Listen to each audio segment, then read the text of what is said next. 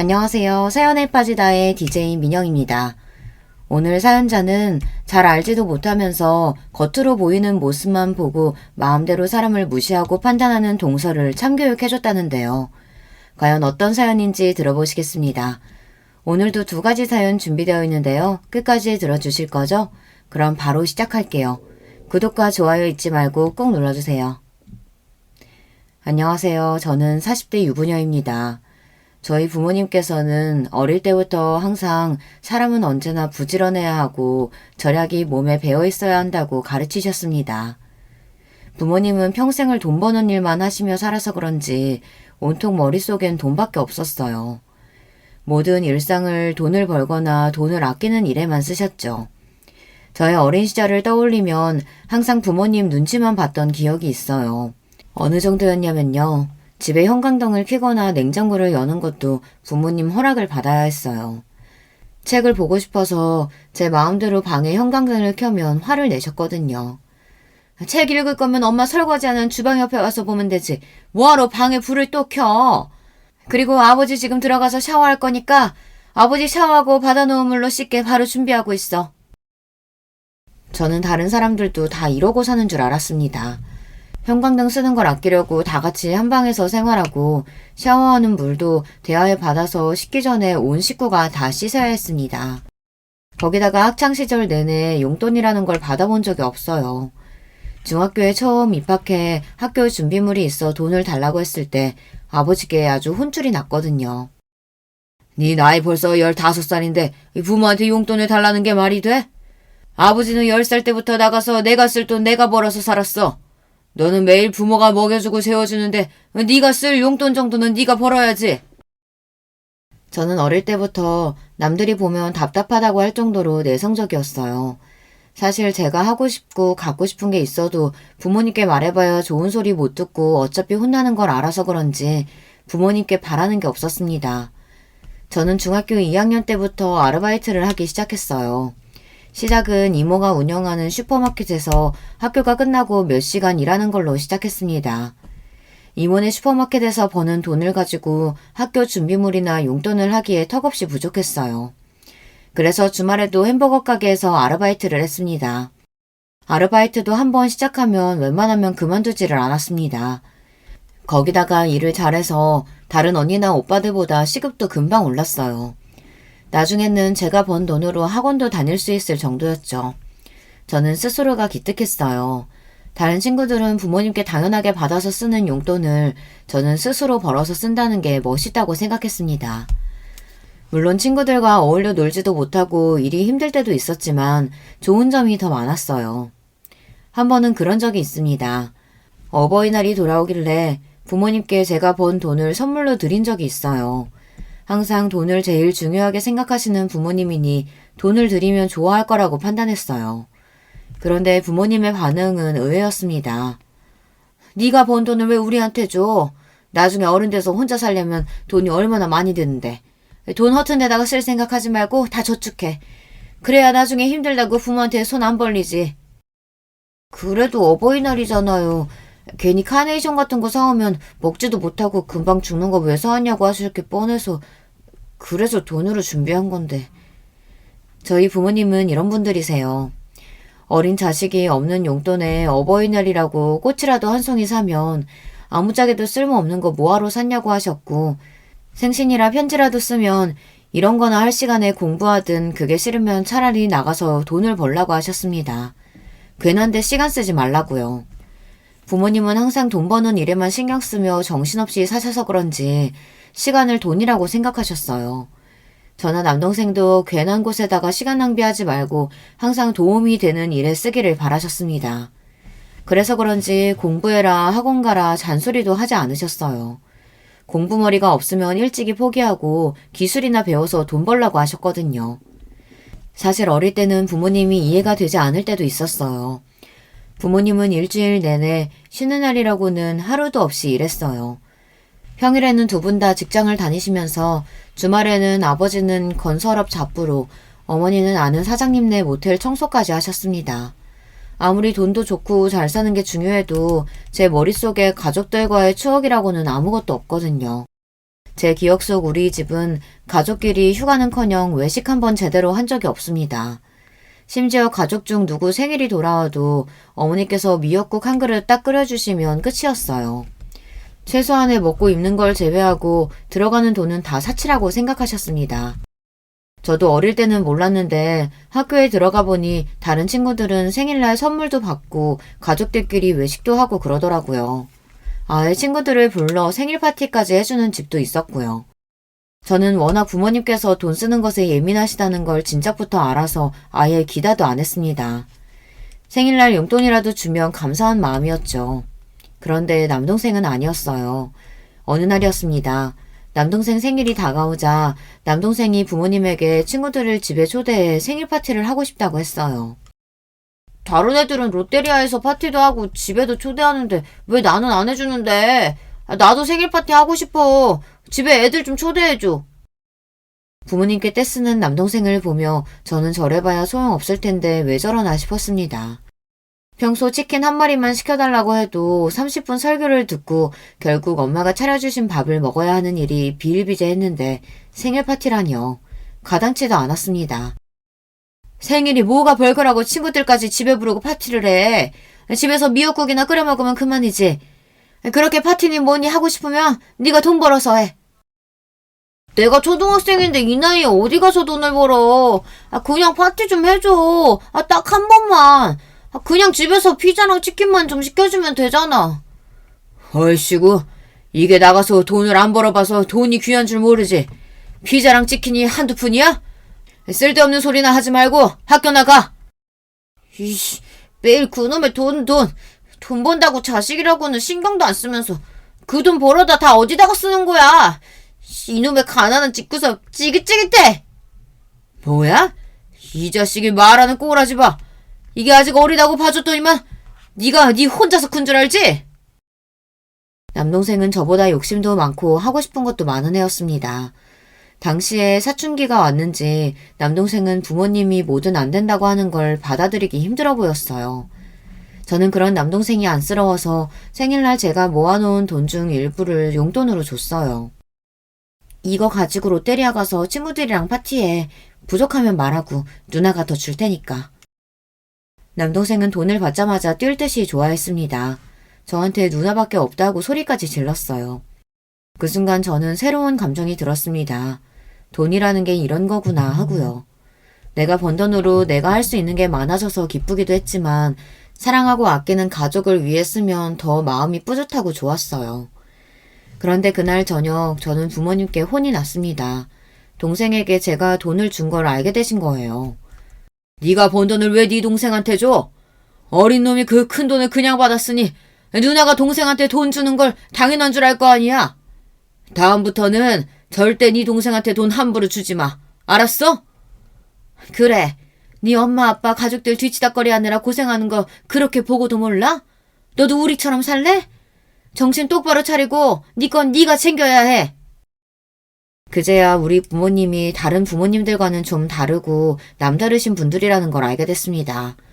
당신들이 부모 형제를 건사하느라 고생을 많이 해서 그런지 저와 남동생은 당신들처럼 살기를 바라지 않는 것 같았어요.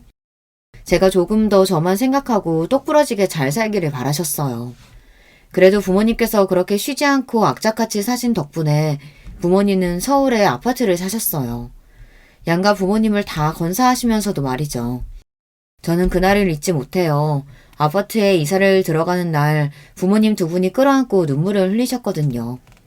하지만 눈물도 잠시 곧바로 저와 남동생에게 부모님은 정신 차리고 살아야 한다고 단호하게 말했어요.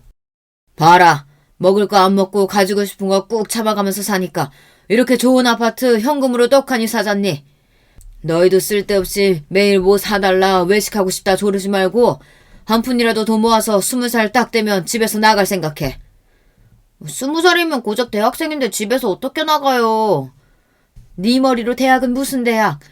괜히 말도 안 되는 대학 들어가서 대학 등록금에 돈 쓰지 말고 일찍이 기술 배워서 돈이나 벌어. 이제 중학교도 안 간 자식한테 대학도 가지 말라는 부모가 세상에 어디 있냐? 어디 있긴 어디 있어. 여기 있지. 그리고 20살에 왜 집을 못 나가? 지금부터 일해서 벌면 월세 보증금 정도는 무조건 모아서 나갈 수 있지. 부모님은 언제나 저와 남동생을 독립적으로 키웠어요.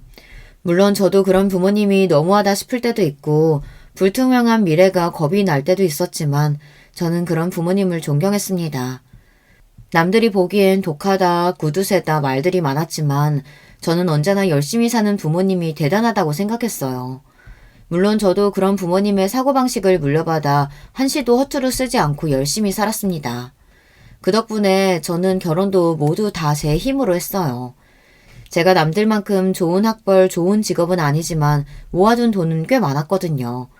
부모님에게 배운 대로 돈 버는 데만 집중하다 살다 보니 남편을 만난 게 30이 넘어서였어요. 남편은 제가 일하는 미용실에 손님으로 와서 가까워지게 됐습니다.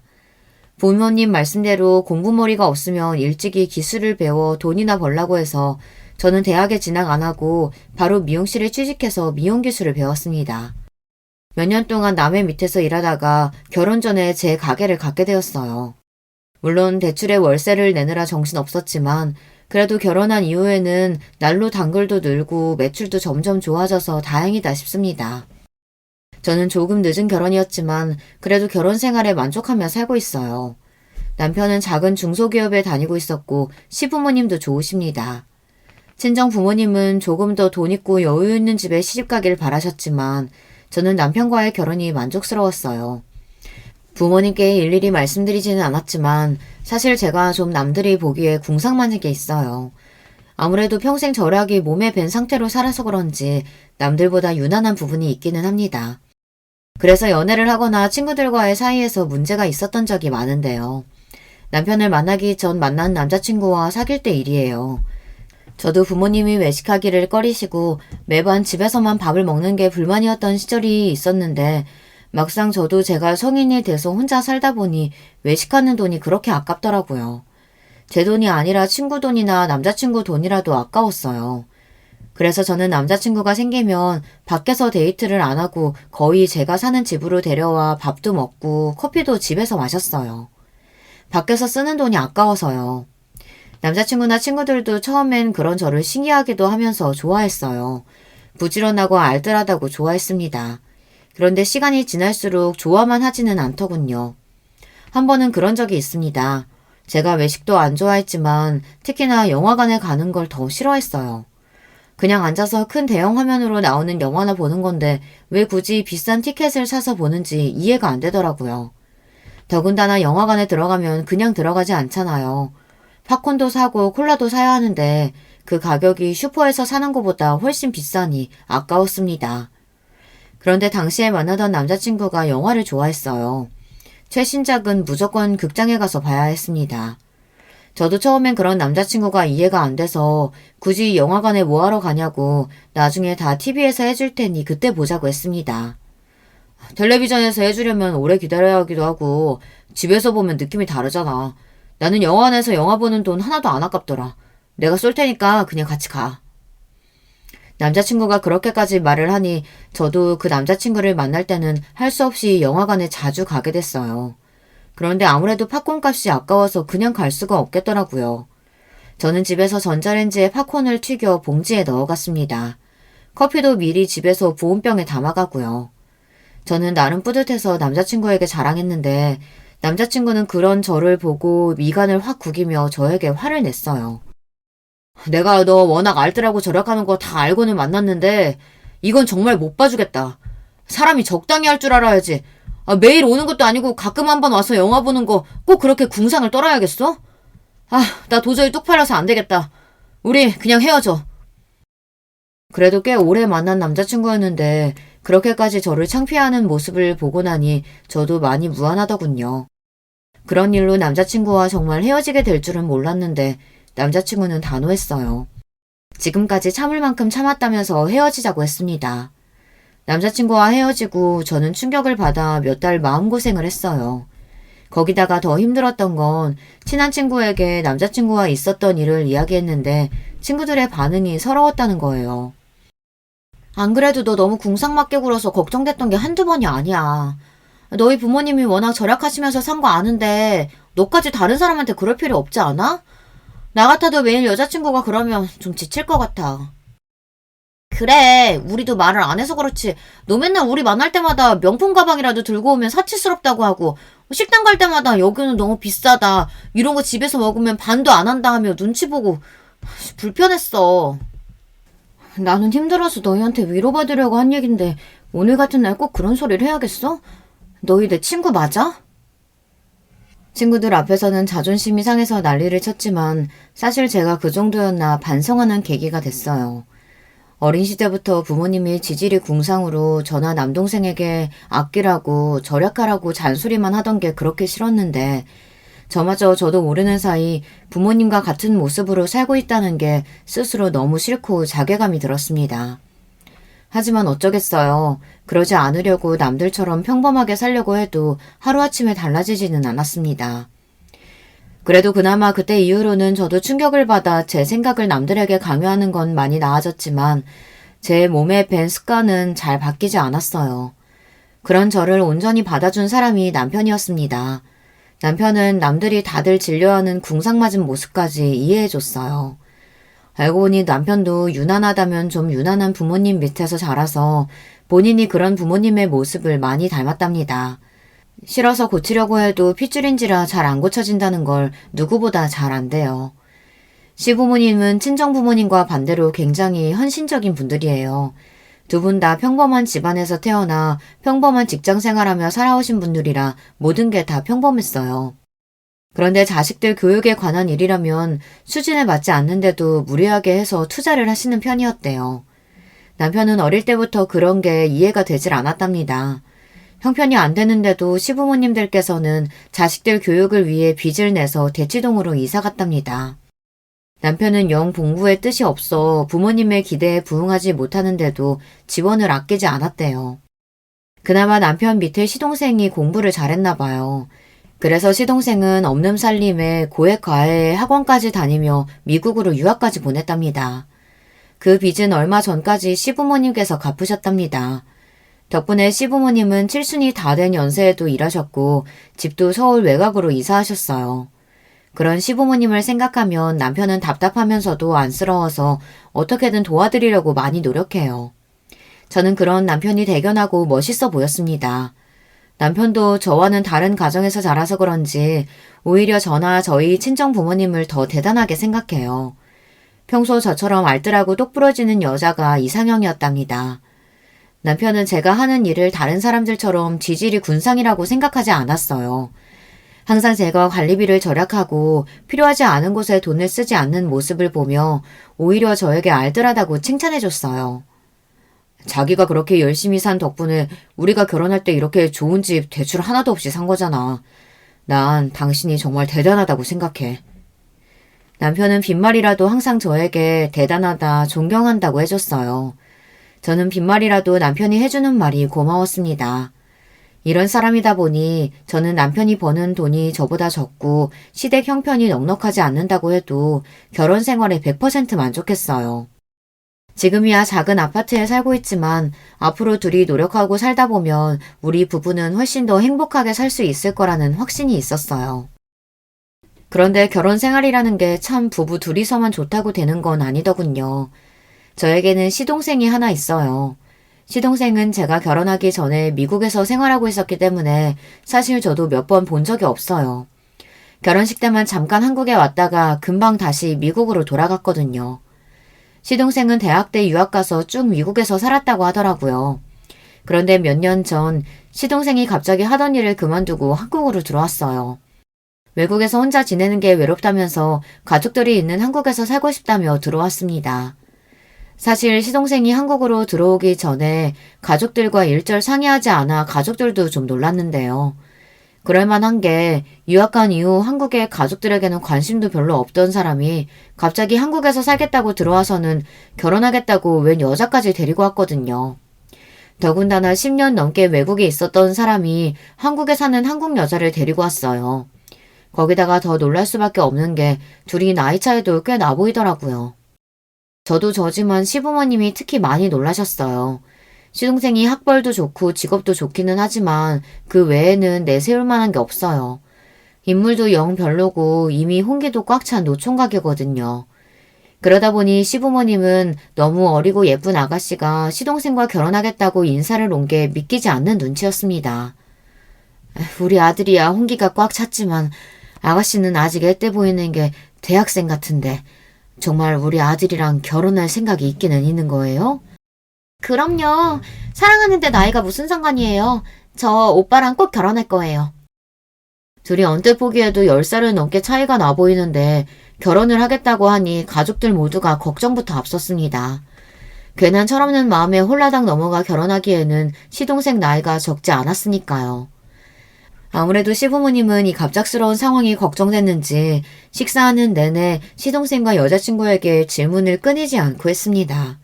어디서 만났는지, 연애는 얼마나 했는지, 지금까지 10년 넘게 미국에만 있던 사람이 왜 굳이 결혼해서 한국에서 살고 싶은 건지 끊임없이 질문했어요. 그런데 두 사람의 말이 기가 막혔습니다. 글쎄 두 사람은 게임에서 만났대요. 시동생은 미국에서 여자친구는 한국에서 각자 게임을 하다가 채팅해서 가까워져 사귀게 됐답니다.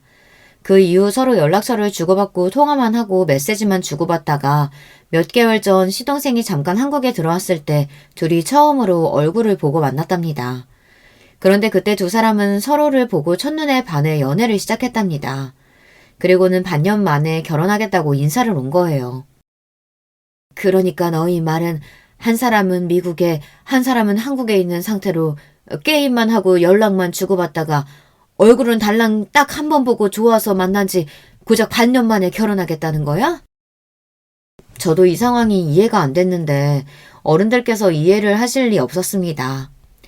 아버지, 어머니, 당연히 이해 안 되시겠지만 우리는 서로가 서로한테 운명이라고 느꼈어요. 한국에서 만나고 미국에 들어가 있는 내내 수진이 생각만 나서 아무것도 할 수가 없었다니까요. 시동생은 여자한테 빠져도 단단히 빠져 있었습니다. 어른들 앞에서도 시동생과 여자는 서로 좋아서 어쩔 줄 몰라 했어요. 그 모습에 시부모님도 당황해서 말씀을 아꼈습니다. 그런데 저희 남편은 아니었어요.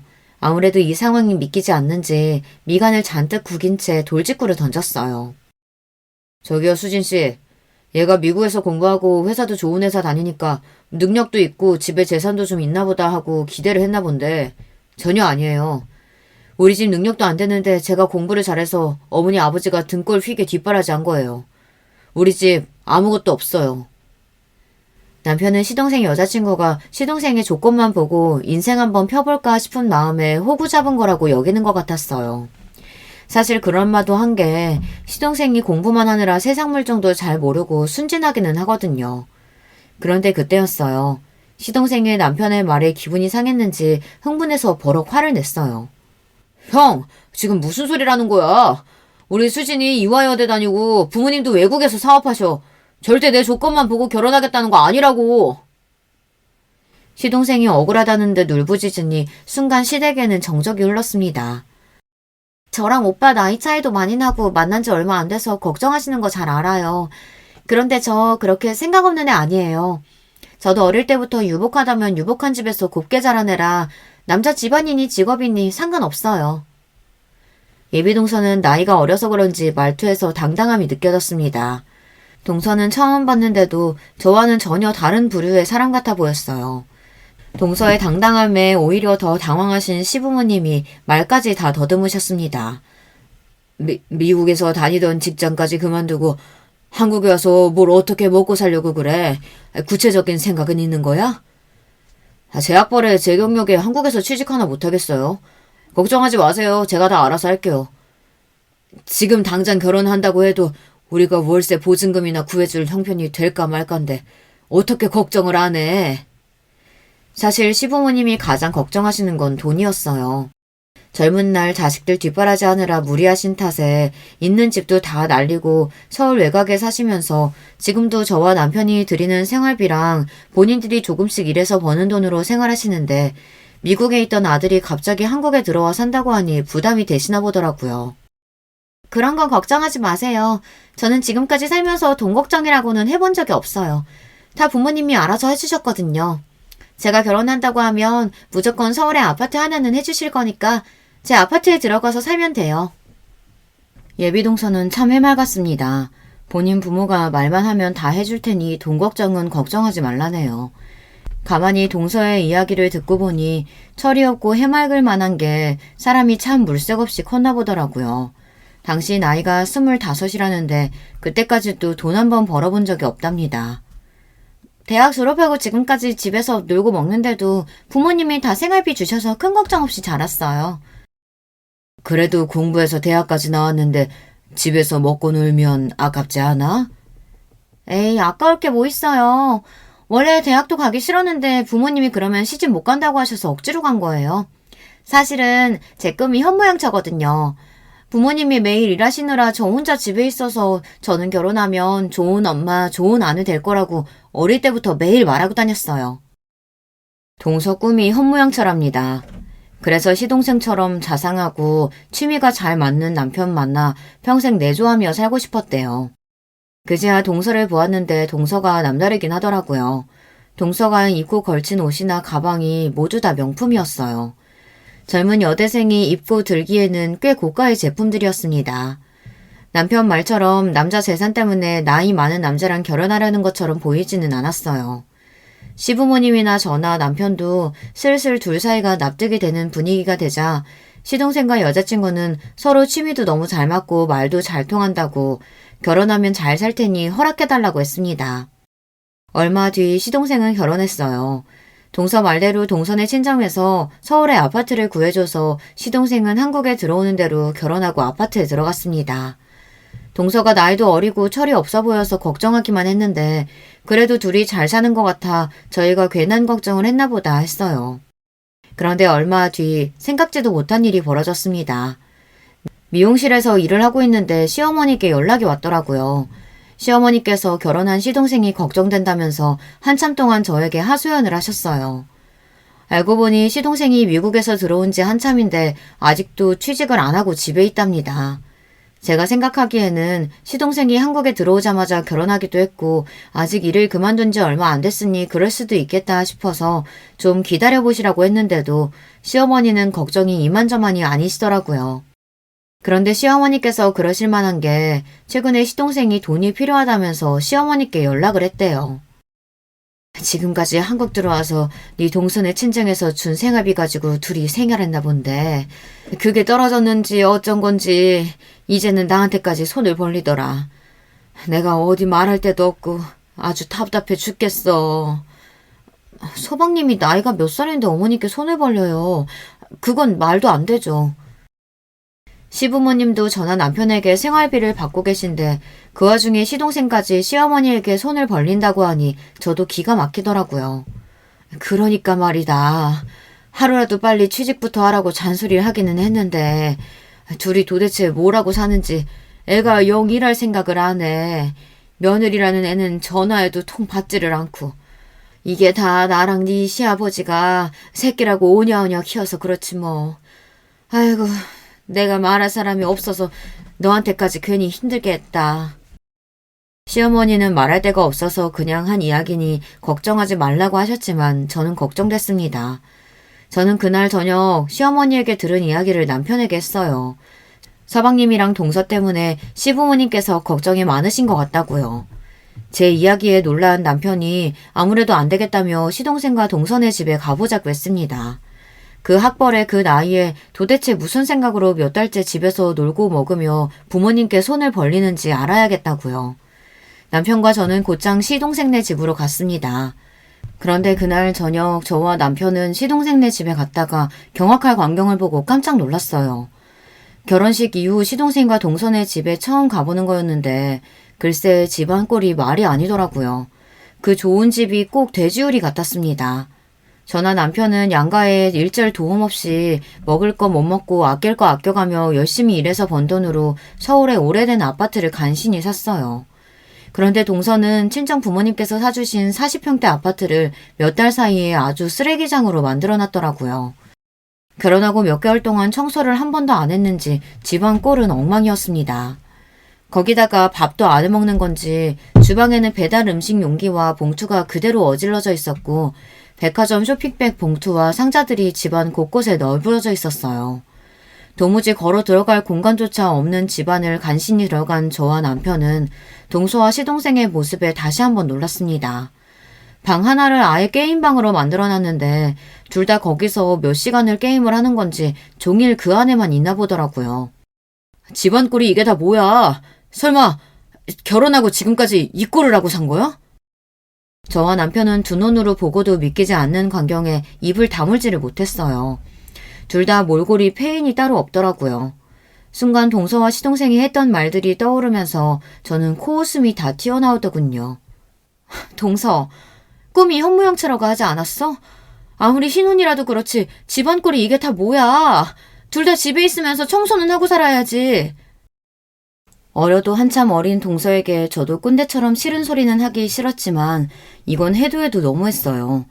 둘이 취미가 잘 맞아서 좋다고 그러더니만 둘이 몇 개월 동안 내내 게임만 하고 있었나 보더라고요. 그때였어요. 본인들 꼬라지는 생각도 안 하고 저와 남편이 다짜고짜 여기까지 온 게 기분이 나빴는지 시동생과 동서 표정이 일그러져 있었어요. 우리가 어떻게 살든 무슨 상관이라고 형이랑 형수가 연락도 없이 멋대로 들이닥쳐서 잔소리래요. 잔소리 할만 하니까 하는 거지. 네 멋대로 살고 싶으면 네 인생에 책임을 지면서 살아야지. 이렇게 엉망으로 살면서 부모님께 손까지 벌리면 도대체 어쩌자는 거야? 남편은 시동생이 한심하다는 듯 한숨을 쉬었어요. 그러자 옆에서 가만히 있던 동서가 나서더군요. 아주버님, 자식이 힘들면 부모한테 손도 벌릴 수 있지 뭘 그러세요. 저희 친정에서 계속 도와주시다가 부모님이 좀 화가 나서 몇 달 동안 생활비가 안 들어와서 그러는 거예요. 금방 다시 생활비 들어오면 아무 문제 없어요. 그거 조금 도와달라고 했다고 이렇게 쪼르르 달려오신 거예요? 동서는 보면 볼수록 생각이 참 없습니다. 아무리 스스로 돈 벌고 살아본 적이 없어도 그렇지 부모에게 아직도 돈을 받아 쓰는 거에 대해 전혀 부끄럽지가 않은가 봐요. 문제는 시동생도 마찬가지였습니다. 동서는 나이라도 어리죠. 30대 중반이 넘은 시동생까지 집에서 빈둥거리며 게임이나 하고 있으니 기가 찰 노릇이었습니다. 동선의 친정 부모님도 외국에만 계시다 얼마 전에 한국에 들어오신 김에 동선의 집에 왔었는데 이 꼴을 보고 놀라 화를 내셨대요. 그래서 더는 돈을 안 주겠다고 하신 거랍니다. 이 지경이 됐으면 둘 다 정신을 차리고 살았어야 했는데 아직도 정신을 못 차린 것 같았어요. 재수씨네 집안 사정에는 나는 관심 없고요. 우리 부모님은 두 분 사시기도 바빠서 도와줄 형편 안 되니까 돈이 필요한 거면 둘이 알아서 해요. 괜히 안 그래도 힘드신 우리 부모님 더 힘들게 하지 마시고요. 남편은 본인 할 말만 하고 바로 나올 생각이었습니다. 그 집에 한시도 있고 싶지 않다고요. 그런데 그때 동서도 우리말에 자존심이 상했는지 안 해도 될 말을 굳이 하더군요. 아, 우리가 시부모님한테 손 벌리면 형님이랑 아주버님이 힘드시니까 이 늦은 시간에 굳이 여기까지 오신 거구나. 시부모님 드리는 생활비 그거 꼴랑 얼마나 된다고. 생색 오지네. 하긴 그 정도 배포밖에 안 되니까 그 나이에 오래된 아파트 살면서 차도 한 대 없지. 순간 저는 제 두 귀를 의심했습니다. 동서가 저와 남편에게 한 말이 맞나 싶어서요. 그런데 현실이었습니다.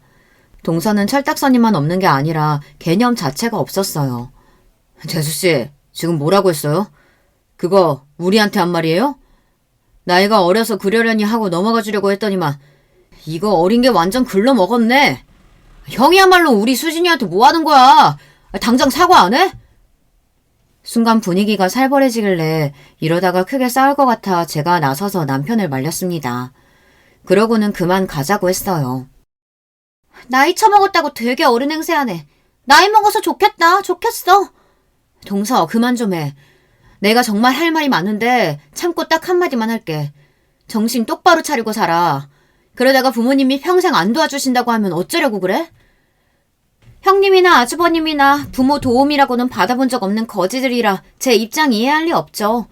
우리 부모님은 내일이라면 벌벌 떠시는 분들이라 금방 다시 도와주실 거예요. 그러니까 남 걱정하지 말고 두 분이나 잘 먹고 잘 사세요. 거지 주제에 누가 누굴 걱정해. 선을 넘는 동서의 행동에 화가 난 남편이 동서에게 달려들려고 했지만 저는 후다닥 남편을 집 밖으로 내보냈습니다. 그러고는 저도 밖으로 나왔어요. 그날 밤 저와 남편은 잠도 제대로 자지 못했습니다. 동서와 시동생의 행동에 너무 실망하고 화가 나서요. 그 이후 저와 남편은 일절 시동생과 동서의 일에 신경 쓰지 않기로 했어요. 가끔 시어머니께 연락이 와서 동서와 시동생을 걱정하는 말을 하셔도 한 귀를 듣고 한 귀를 흘리고 있습니다. 물론 듣다 보면 저도 짜증이 나고 이해가 안 되는 일 투성이었어요. 한 번은 시동생이랑 동서가 부부싸움을 하고 시동생이 집을 나와 시댁에 왔나 보더라고요. 시어머니께서 둘째는만 보면 속이 뒤집힌다고 힘들어하셨어요. 내 아들도 나이 헛먹고 철이 없어서 큰애 너처럼 야물딱지고 똑똑한 색시 얻었으면 했는데 저렇게 둘 다 철이 없어서 매일 싸우고 징징거리니 큰일이다. 둘이 똑같은 게 아주 천생연분이에요. 다른 사람 말을 일절 안 들으니까 어차피 말해봐야 소용없어요. 어머님도 너무 걱정하지 마시고 자꾸 서방님 받아주지 마세요. 그래봐야 어머니만 힘들어요. 매일 자식 걱정에 잠 못 이루시는 시부모님이 안쓰러웠지만 저는 더는 동서와 시동생 일에 신경 쓰지 않기로 했습니다.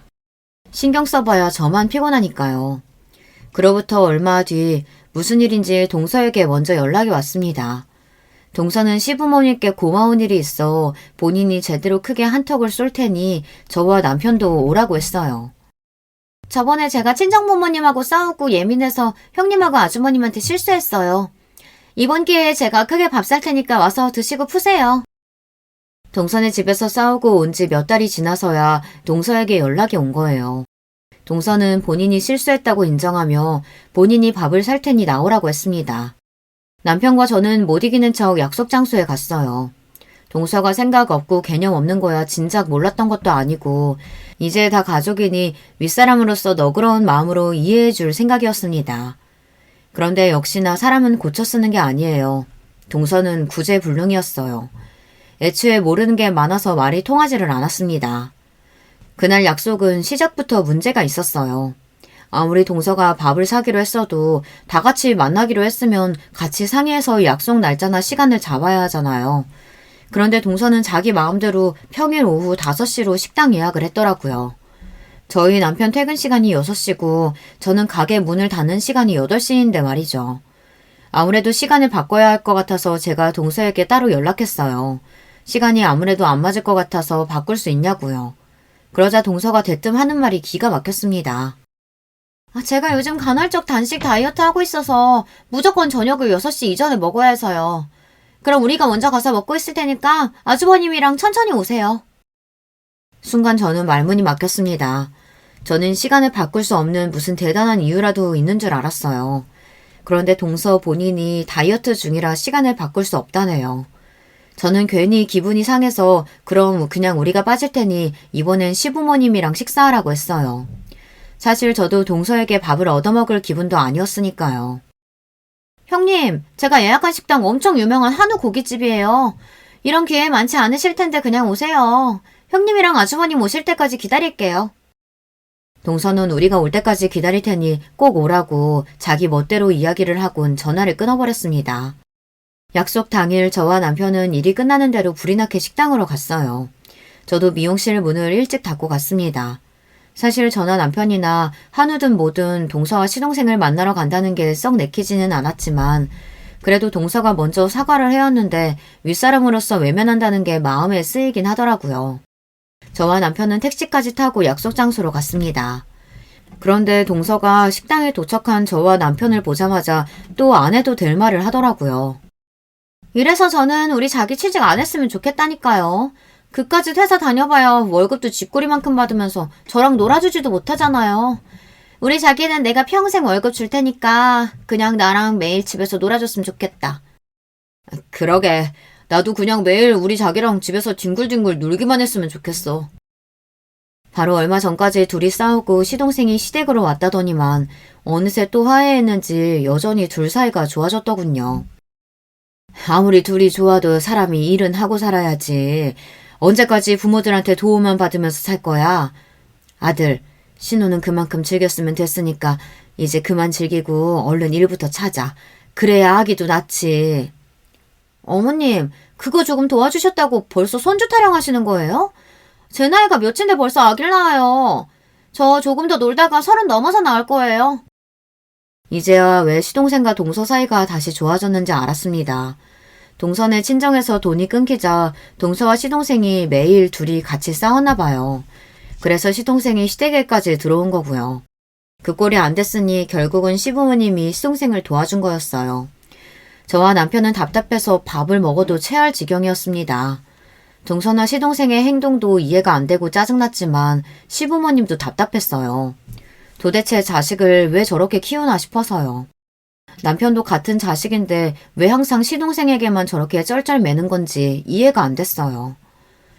새아기, 네 나이 30이면 내 아들 나이 40이 훨씬 넘는데 그때 자식을 어떻게 낳아? 한 살이라도 어릴 때 낳아야지.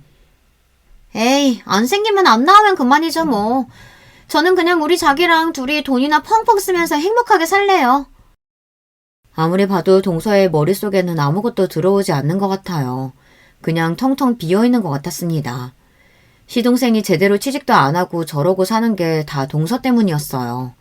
동서가 본인 친정 부모님에게 돈을 받아서 그걸 시동생과 흥청망청 쓰니 둘 다 일할 생각조차 하지 않는 거였어요. 동서가 시동생이 일하러 나가는 걸 싫어하는 것 같기도 했고요. 재수씨, 친정에서 더는 경제적으로 안 도와주신다고 했다면서요. 결국은 또 우리 부모님한테 손 벌릴 거예요? 앞으로 어떻게 생활하려고 이렇게 비싼 한우를 사요? 상황을 지켜보던 남편이 아무래도 참을 수 없었는지 먼저 물어봤습니다. 그러자 동서는 아무 생각 없이 또 해맑게 떠들었어요. 우리 친정 부모님 그렇게 모진 분들 아니에요. 우리가 집안일도 안 하고 매일 집에서 게임만 하고 있다니까 화가 나서 잠깐 그러신 건데 우리 자기가 친정 부모님 뵙고 앞으로 집안일도 착실히 하고 취직도 할 거라고 약속하고 했더니 다시 생활비 주신다고 했어요.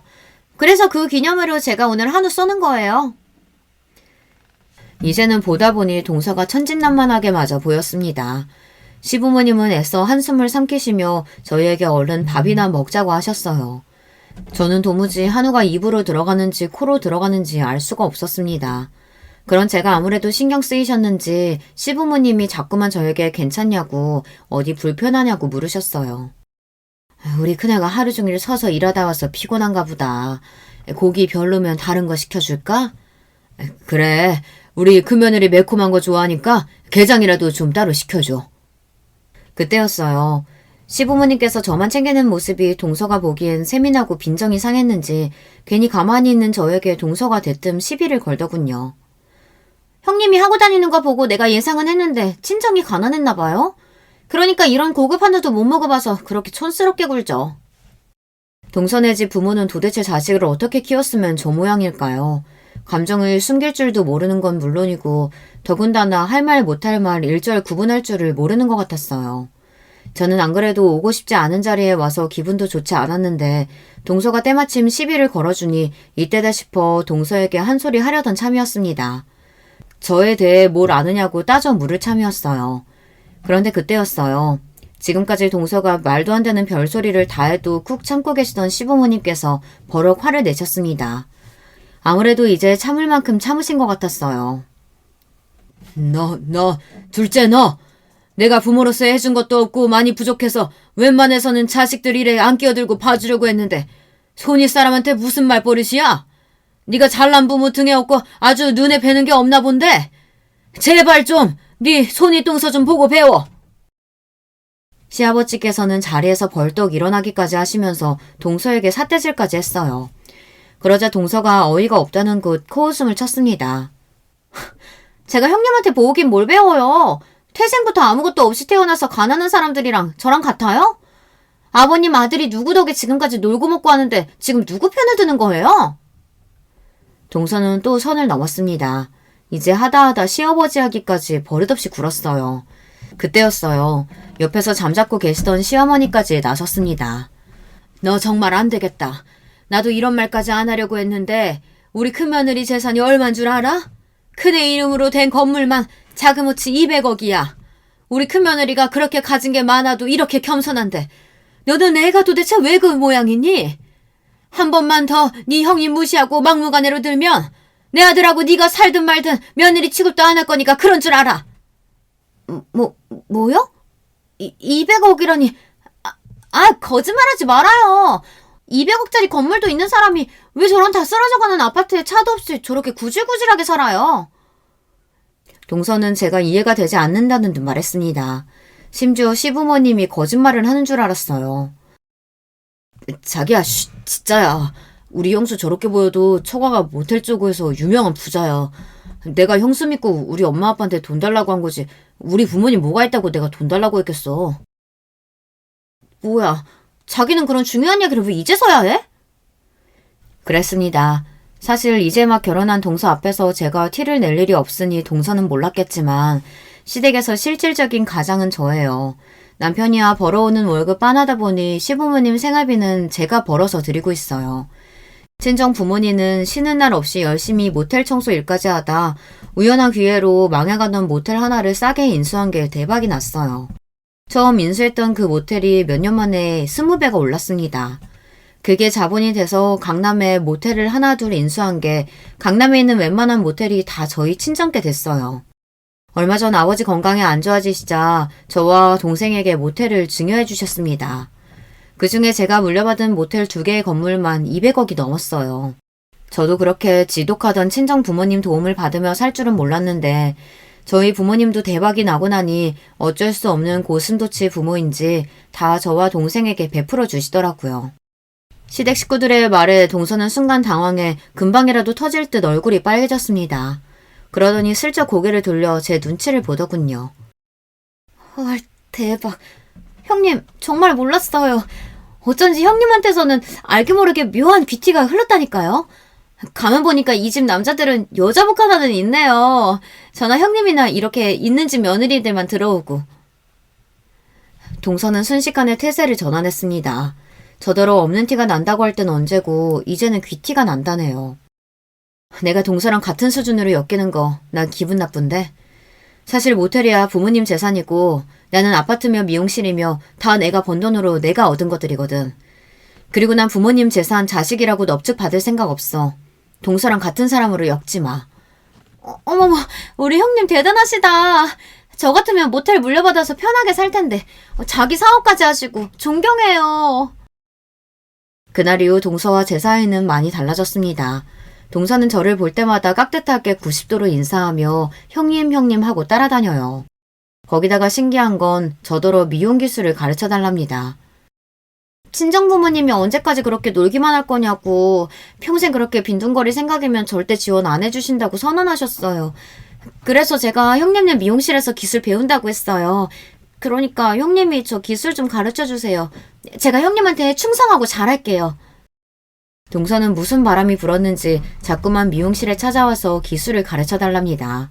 그래야 친정 부모님이 지원을 해준다고 했다네요.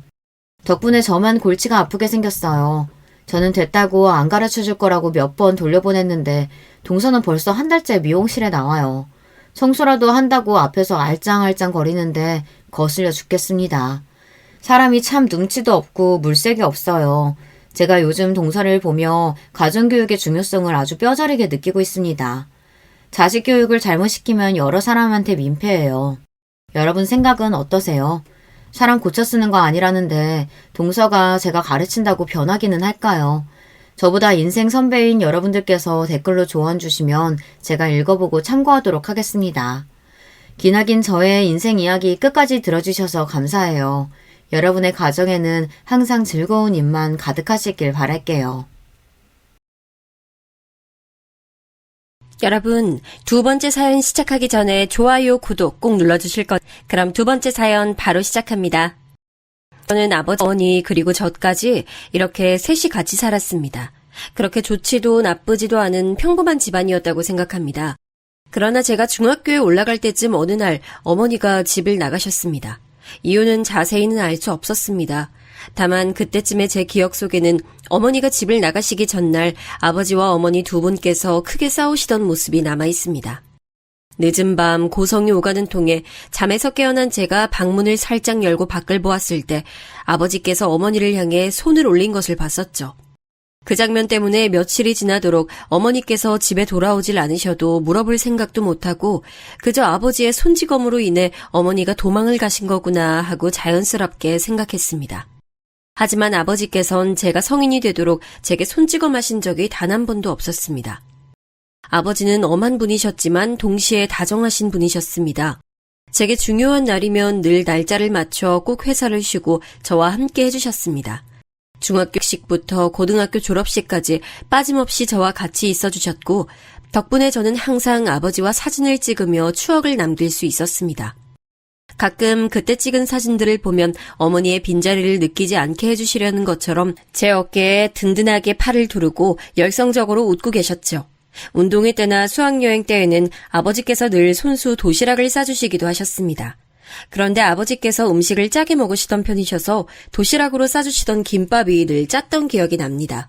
지금 와서 생각해보면 참 못난 짓이었지만 매번 도시락을 남겨놓고 배불러서 다 못 먹었다고 거짓말을 했던 적도 있습니다. 이것도 지나고 보니 다 추억이네요. 아버지께선 중소기업에 다니셨는데 중산층이라고 하기엔 조금 부족하지만 둘이 살기엔 나름대로 풍족하게 돈을 버셨던 것으로 기억합니다. 하지만 제가 대학에 들어갈 때쯤 나름 이름 있는 대학에 합격한 터라 돈이 많이 필요했습니다. 아버지께선 제게 등록금 걱정은 말라며 낮에는 회사원으로 밤에는 대리기사 운전 일을 하시면서 돈을 버셨습니다. 그 돈으로 제 대학 등록금도 마련해 주셨고요. 아버지의 든든한 후원 덕분에 저는 무탈하게 대학을 다닐 수 있었습니다. 저는 대학에 입학해 같은 대학 동기인 아내를 만나 연애를 시작했고 이후에는 대학을 잠시 휴학하고 군대도 다녀왔습니다. 대학 졸업 후에는 대기업은 아니지만 나름 이름 있는 기업에 입사했습니다. 회사에 다니기 시작한 뒤 여러모로 안정적이 된 저는 이제 아버지께 효도할 일만 있으리라 생각했습니다. 그 후 아버지께서 정년퇴직하시고 제가 드리는 용돈으로 생활하시기 시작한 지 얼마 안 돼요. 저는 대학교 때부터 사귄 아내와 결혼을 결심했습니다. 제가 군대에 입대했을 때도 고무신 거꾸로 신지 않고 꿋꿋하게 저를 기다려준 심성 착한 여자였습니다. 살면서 평생을 함께하고 싶은 여자는 그녀가 처음이었죠. 그런데 제 집안 사정을 알고도 아내의 부모님께서 절 받아주실까 고민되더군요. 저야 아버지께서 저를 어떻게 키워주셨는지 잘 알고 있었지만 한부모 가정에 대한 세간의 시선이란 게 만만치 않다는 것을 잘 알고 있었습니다. 그래도 계속 고민만 하는 것보다 직접 부딪히는 게 낫지 않겠습니까? 저는 두 눈 딱 감고 아내에게 모든 것을 솔직하게 털어놨습니다. 어릴 적 어머니가 집을 나가셔서 중학교 때부터 안 계셨고 이때까지 아버지께서 홀로 절 키워주셨단 이야기를 하니 이번엔 아내가 본인 집안 사정을 얘기해줬습니다. 알고 보니 아내의 어머님과 아버님께서는 재혼하신 사이라고 하더군요. 그러니 제 집안 사정을 듣고 부모님께서 크게 놀라시거나 기절하시는 일은 없을 거라 했습니다. 우려하는 마음이 조금 있었지만 저는 아내의 말을 믿고 아버지께 아내를 소개해드렸습니다. 우리 상원이가 아주 참한 아이를 데려왔구나. 둘이 참 잘 어울리고 보기가 좋아. 아버지께서는 아내를 보자마자 참하다며 얼마나 칭찬을 하셨는지 모릅니다. 아주 마음에 들어 하시는 모습을 보니 제 마음도 죠. 그 후 아버지의 반응에 용기를 얻어 저도 아내의 집에 찾아가 아내 부모님께 인사를 올렸습니다. 장인 장모님께서도 저를 보고 상당히 흡족해 하셨고 이후에 조심스럽게 날을 잡아 상견례까지 치렀습니다. 그리고 저와 아내는 성공적으로 결혼식을 올렸고 신혼여행에 다녀온 뒤에는 저희 아버지를 모시고 저와 아내, 아버지 이렇게 셋이 함께 살기 시작했습니다. 젊은 나이에 시아버지를 모시고 사는 것이 부담됐을 텐데 아내는 별말 없이 전업주부로 집안 살림을 책임지는 동시에 아버지를 살뜰히 모셨고 저는 열심히 회사에 다니며 바깥일을 맡았습니다. 셋이서 같이 사는 동안 아버지께서 아내를 많이 예뻐하셨던 게 기억이 납니다. 제가 퇴근하고 돌아와 거실 바닥에 앉아 아내와 함께 도란도란 이야기할 때면 아버지께서는 늘 거실 소파에서 저희 부부를 보며 행복한 표정으로 이렇게 말씀하시곤 하셨습니다. 우리 상원이랑 며느리가 이렇게 함께 있는 모습을 보니 정말 행복하구나. 이대로 손주까지 본다면 정말 좋겠지만 지금도 충분하다. 이제 죽어도 여한이 없어. 아버지, 또 그 말이세요? 그런 말씀 마시고 오래오래 건강하셔서 손주도 보시고 결혼하는 모습까지 보셔야죠. 죽어도 여한이 없다는 말은 아버지 말버릇이나 다름없었습니다. 그런데 그 말이 씨가 된 것인지 아버지께서는 어느 순간부터 급격히 건강이 안 좋아지셨습니다. 결국 건강이 너무 악화돼서 병원에 입원하셔야 했죠. 아버지는 그렇게 몇 달 동안 병원에 입원해 계시다가 어느 날 밤 저와 아내 앞에서 돌아가셨습니다. 저는 세상이 무너지는 것처럼 슬펐지만 계속 슬픔에 빠져 있을 여유는 없었습니다. 장례식 준비부터 아버지께서 살고 계시던 집의 처분까지 할 일이 많았기 때문이에요. 아버지께서는 돌아가시기 전에 유언을 남기셨는데 그중 하나는 예전부터 다 같이 살고 있던 집을 처분하고 그 돈으로 새 집을 구해 이사를 갔으면 한다는 것이었죠. 네 어린 시절이 고스란히 남아있는 집이지만 그렇기에 꼭 처분했으면 한다. 그리고 그 집에서 즐거웠던 기억만 가져갔으면 해. 저는 아버지의 유언을 듣고 어린 시절 열심히 절 키워주시던 아버지의 모습이 떠올라 죄송한 마음이 들었습니다. 그래서 아버지의 유언만큼은 꼭 잘 지키겠다고 결심했죠. 장례식을 치를 때 저는 어떻게 시간이 흘러가는지 모를 정도로 슬픔에 빠져 있었습니다. 그래도 상조로서 빈소를 지키고 아버지의 옛 직장 동료분들과 친구분들을 맞이하며 정신 차리려고 무던히 노력했습니다. 아버지의 친구분들께선 아버지에 대한 좋은 말씀을 많이 해주셨습니다. 그 덕분에 제가 모르는 아버지의 일면들에 대해 많이 알 수 있었죠. 아버지께서 저를 혼자 키우시면서 어떤 부분을 가장 힘들어 하셨는지, 또 제가 얼마나 아버지께 자랑스러운 아들이었는지 같은 말들을 들었습니다. 처음 듣는 이야기에 얼떨떨했던 것도 잠시, 이내 감사한 마음과 아버지의 사랑이 얼마나 컸었는지 느껴져 저는 그 자리에서 울고 말았죠. 그 뒤로도 빈소를 찾으신 문상객들 한 분 한 분께 인사를 드리며 빈소를 지키고 있는데, 문상객들께 음식을 대접하던 아내가 갑자기 제게 다가와 어떤 테이블에 누군지 모를 분이 계신단 말을 하는 게 아니겠어요? 여보, 저쪽 테이블에 연세 많으신 여자분 혼자 앉아 계시는데 이름을 물어봐도 대답도 안 하시고 자꾸 울기만 하셔. 그래서 말인데 당신 가서 누구신지 한번 물어봐.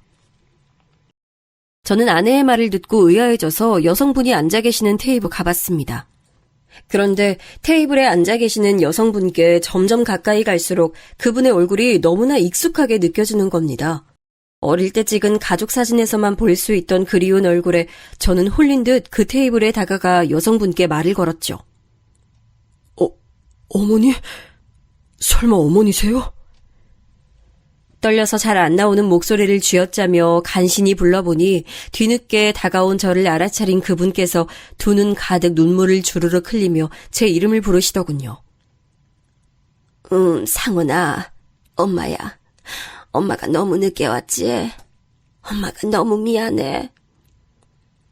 어머니는 이제 나이가 들어 굽은 허리로 다가오셔서는 제 손을 꼭 잡고 눈물만 하염없이 흘리셨습니다.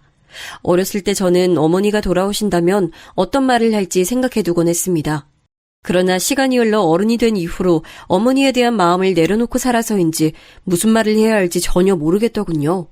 결국 아무 말 없이 손만 잡고 있었더니 어머니는 제게 미안하다며 얼굴 봤으니 됐다고 하곤 장례식장을 나가시려고 하는 겁니다. 저는 어머니를 이렇게 보내면 안 된다는 생각이 들어 얼른 붙잡았죠. 어머니, 이대로 그냥 가시는 거예요? 몇 년 만에 봤는데 얼굴만 보고 간다니요. 그러지 마시고 장례식 끝날 때까지만 기다려주세요. 여기 근처 모텔에서라도 잠시만 쉬고 계세요. 제가 꼭 찾아갈게요. 그리고 저는 부조금에서 돈을 얼마 빼내어 어머니의 손에 꼭 쥐어드리고 허둥지둥 아내한테 갔습니다. 아내는 제 얼굴을 보고 많이 놀라더군요. 여보, 왜 그래? 괜찮아? 얼굴이 꼭 귀신이라도 본 사람처럼 창백한데 괜찮아? 그게 어머니가 오셨어. 어? 어머니라니? 설마 여보 어머니 말이야? 아내는 제 말에 놀라는 눈치였습니다. 저는 아내에게 그렇게만 말하고 나중에 다시 이야기하자고 했죠. 그 뒤로 정신없이 아버지의 장례식을 치르고 화장 절차까지 끝내고 난 후에야 저는 아내에게 자초지종을 설명할 수 있었습니다. 제 얘기를 다 들은 아내는 제게 이제 어떻게 하고 싶은지 물어보더군요. 나는 일단 어머니랑 대화를 해보고 싶어. 묻고 싶던 것도 많고. 그래, 여보 마음이 그렇다면 가서 대화를 해보자. 그동안 못했던 얘기도 많을 거 아니야. 저는 아내와 함께 차를 타고 장례식장 근처 모텔을 돌며 어머니를 찾아보기 시작했습니다. 다행히 운 좋게도 몇 군데 돌지 않고 금세 어머니를 발견할 수 있었죠. 저와 아내는 어머니가 계신 모텔방에 앉아 제대로 이야기를 나누게 됐습니다. 막막하긴 했지만 저는 띄엄띄엄 어머니에게 물었습니다. 그동안 어떻게 지내셨어요? 저 안 보고 싶으셨어요? 전 어머니가 참 많이 그리웠는데 왜 저 보러 한 번도 안 오셨어요? 제 물음에 어머니는 울먹이시며 제가 가지고 있던 궁금증을 하나씩 풀어주셨습니다. 그동안 어머니는 고향에 내려가서 살고 계셨답니다. 그러다가 건너 제가 결혼한다는 소식을 듣고 한 번 저를 찾아오셨지만 아버지께서 어머니에게 다시는 오지 말라고 으름장을 놓고 쫓아내서 저를 못 만났다는 거죠. 저는 어머니의 말에 큰 충격을 받았습니다. 어째서 아버지께서 어머니를 쫓아내셨던 건지 아무리 생각해도 알 수 없었죠. 저는 모든 게 의아했지만 그 부분은 조금 뒤로 하고 어머니와 그동안 못했던 대화를 더 나누고 싶었습니다. 하지만 모텔에서 지낼 수 있는 시간이 끝난 상태라 곧 나가야만 했죠. 그 자리에서 어머니는 제가 당신을 보기 싫다면 도로 고향으로 내려갈 생각이라고 말씀하셨습니다. 어렸을 때 봤던 모습과 달리 굉장히 지치고 수척해지신 어머니 모습을 보니 마음이 갈팡질팡하고 영 좋지 않았죠. 제가 어쩌지도 못하고 아내를 바라보자 아내는 망설임 없이 어머니께 먼저 며칠간만이라도 함께 집에서 지내는 건 어떻겠냐고 물었습니다. 저는 아내가 그리 말하니 고맙고 마음이 놓여 어머니께 며칠만 같이 지내자고 똑같이 말씀드렸죠. 다행히 어머니께서 그러마 하셔서 우리는 셋이서 집으로 향했습니다. 부동산에 내놓은 상태였지만 아직은 실거주 중인 집에 들어서자 엄마는 정말 오랜만에 집에 돌아왔다며 감회가 섞인 표정으로 눈물을 흘리셨습니다. 그리고 저는 기억이 나지 않는 제 어린 시절의 이야기를 해주셨습니다. 저 돌담에서 상원이가 넘어져서 얼마나 크게 울었는지. 우리 상원이는 어렸을 때부터 목청이 남달랐어. 아, 저기 화단에는 상원이 이모가 성원이 먹이라고 앵두나무도 심었었어. 그때 정말 행복했었지. 그 옛날 엄마와 아버지, 저 이렇게 셋이서 살던 이야기를 듣자 저는 가슴이 울렁였습니다. 그렇게나 행복한 가정 속에서 살고 있었다면 도대체 왜 집을 나가셨던 건지 궁금했죠. 그래서 저는 그 자리에서 어머니께 조심스럽게 물어봤습니다. 어째서 아버지와 저를 버리고 집을 나가셨는지 말이죠. 그러자 어머니는 올 것이 왔다는 표정으로 저를 바라보시다가 천천히 대답해 주셨습니다. 사실 너희 아버지가 날 의심하는 일이 많았단다.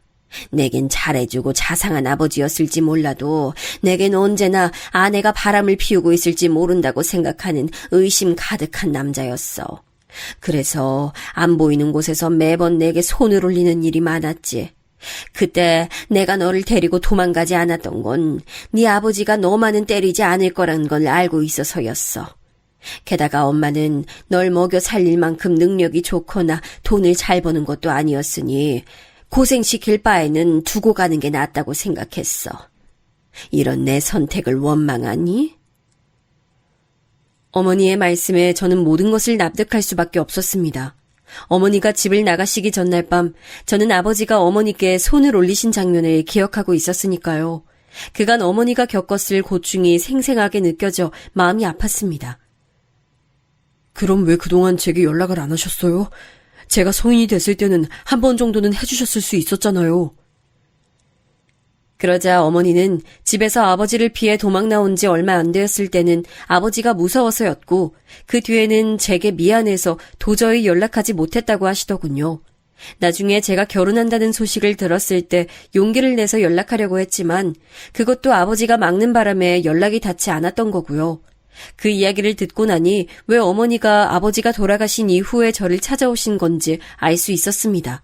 제가 머릿속으로 납득한 것을 아셨는지 어머니는 계속 제게 말씀하셨습니다.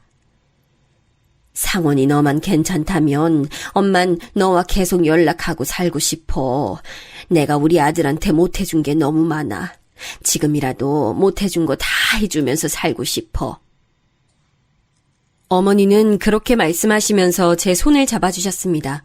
그간의 세월이 고스란히 남은 주름진 손을 보자 저는 가슴이 먹먹해졌지만 바로 대답할 수가 없었습니다. 저는 어머니께 당장 대답하긴 곤란하고 조금 생각해보겠다고 말씀드렸죠. 처음 알게 된 사실도 많았고 너무 급작스럽기도 했으니까요. 그러자 어머니는 제게 당신의 연락처를 알려주셨고 간간히 연락만이라도 하자고 말씀하셨습니다. 어머니는 이틀 정도 집에서 지내시다가 곧 고향으로 내려가셨습니다. 그 후 저는 아내와 집에 단둘이 대화를 나눴습니다. 아내는 혼란스러워 갈피를 못 잡는 제게 제 심정을 잘 이해한다고 했습니다. 여보, 난 언제나 당신 응원하고 도울 거야. 그러니까 걱정하지 말고 어떻게 하고 싶은지 천천히 생각해봐. 저는 제 사정을 이해해주는 아내에게 너무나 고마웠죠. 저와 결혼 후에 바로 아버지와 같이 살면서 신경 쓸 일도 많고 하루도 안 힘든 날이 없었을 텐데 언제나 제 편이 되어주겠다고 하니 얼마나 든든하던지요. 그래서 저는 조금 더 생각해보고 결론을 짓겠다고 아내에게 말했습니다. 그런데 어머니가 고향에 내려가신 지 채 3일이 지나기도 전에 연락이 온 겁니다. 미안해, 아들. 엄마가 지금 상황이 너무 안 좋아서. 근데 연락할 수 있는 사람이 아들밖에 없어서 이렇게 연락했어. 왜 그러세요, 어머니? 무슨 일이라도 있으신 거예요? 저는 어머니 전화를 받고 순간 너무 걱정됐습니다. 어머니께 사정을 들어보니 어머니는 그간 고향에서 작은 월세방에서 지내고 계셨는데 거기서 쫓겨났다고 하시는 겁니다. 원래 일하고 있었던 곳에서 사장이 월급을 차일피일 미루는 통에 월세를 못 내 몇 달이 밀렸고 결국 월세방의 보증금까지 전부 까먹은 바람에 내쫓겼다는 거죠. 게다가 월급을 밀리던 사장을 찾아가 보니 사장은 도망을 가버렸다고 하더군요. 당장 어디에서 먹고 자고 지낼지 눈앞이 깜깜한 상태에서 어머니는 연락할 사람이 저밖에 없어서 제게 연락을 하셨던 거고요. 저는 어머니께 일단 다시 서울로 올라오실 수 있겠냐고 여쭤봤고 어머니께서는 한번 움직일 차비는 남아있어 가능하다고 하셨습니다. 저는 어머니와 전화를 마친 뒤 아내에게 바로 상황을 설명했습니다. 상황을 들은 아내는 그럼 어머니와 며칠만이라도 같이 지내고 그 후엔 따로 방을 얻어드리는 것이 좋을 것 같다고 말하더군요. 덕분에 저는 어머니를 다시 집에 모셔올 수 있었습니다. 고작 며칠 안 봤는데 그 사이 어머니는 더 쪼그라드시고 더 기운 없어지고 볼품 없어지셨더군요. 그런 어머니의 모습을 보니 마음이 찢어지는 것 같았습니다. 그리고 어머니의 손에는 작은 배낭이 들려 있었는데 그게 그동안 어머니가 모은 살림 전부라고 하시더군요. 가슴이 어찌나 아프던지 억장이 무너지는 기분이었습니다. 어머니, 곧 따로 방을 얻어드릴게요. 그 전까지는 조금 불편하시더라도 여기 이 방에서 지내시면 돼요. 불편하게는 이 정도 방이 뭐 어때서? 엄마 너무 마음에 드는걸? 정말 고마워, 우리 아들.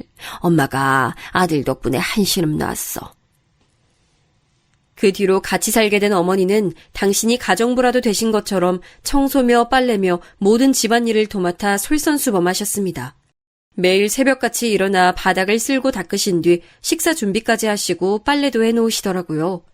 아내는 어머니의 그런 행동에 자신이 하면 된다고 극구 말렸지만 어머니는 그동안 저를 돌봐주지 못하셨던 시간을 보상이라도 해주시려는 것처럼 열심히 집안일을 하셨습니다. 저는 엄마의 그런 모습을 보니 미안하면서도 고맙고 안타까운 마음이 들었습니다. 하지만 연세도 있으신 분이 건강도 좋지 않으실 텐데 자꾸 그러시니 저도 마음이 편치 못해 어머니께 그러지 말고 그냥 쉬셔도 된다고 몇 번이나 말씀드렸습니다. 몇 번의 실랑이 끝에 어머니는 당신께서 머무시는 방만 청소하는 정도로 타협하기도 했습니다. 그렇게 일주일 정도가 지났을까요? 어느새 어머니가 계신 집이 익숙해진 저는 따로 방을 얻어 어머니를 모시기보다는 지금처럼 이 집에서 다 같이 살았으면 하는 마음이 생겼습니다.